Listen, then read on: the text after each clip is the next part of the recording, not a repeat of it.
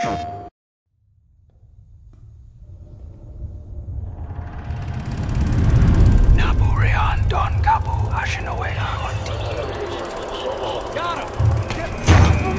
That's crazy. Are you trying to get us killed?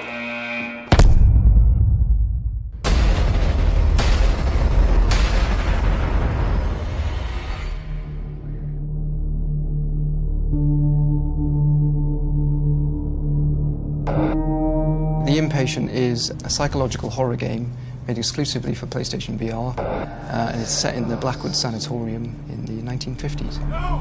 Get me out of this! It's a different kind of horror in some ways to both Until Dawn and Rush of Blood, and it feels significantly more psychological as a result. Help!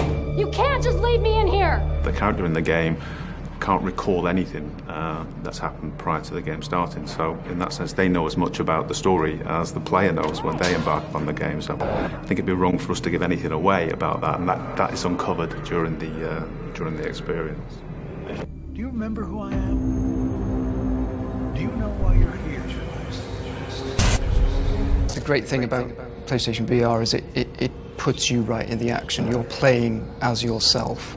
We make it as much about you as possible. The whole game is about your experience and how you interact with that world. We've used the technology of the Move controllers, PlayStation VR itself, to fully immerse the player in that, in terms of how we track movements of the player's hands and how they use that to pick objects up, pass them hand to hand, so that it actually feels totally natural, and the technology allows us to do that. What we really want is for people to play the part of the patient, to actually act and perform that part, and so the voice control is an integral part of that.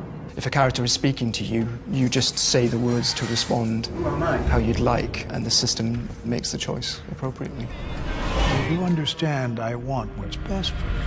I think the Inpatient in VR generally is very different, because we'd expect people to be playing this largely with headphones on, because that's the way to get the real true immersion. To actually feel quite alone and isolated in there is actually, I think, a big part of the experience. It's too big to keep quiet.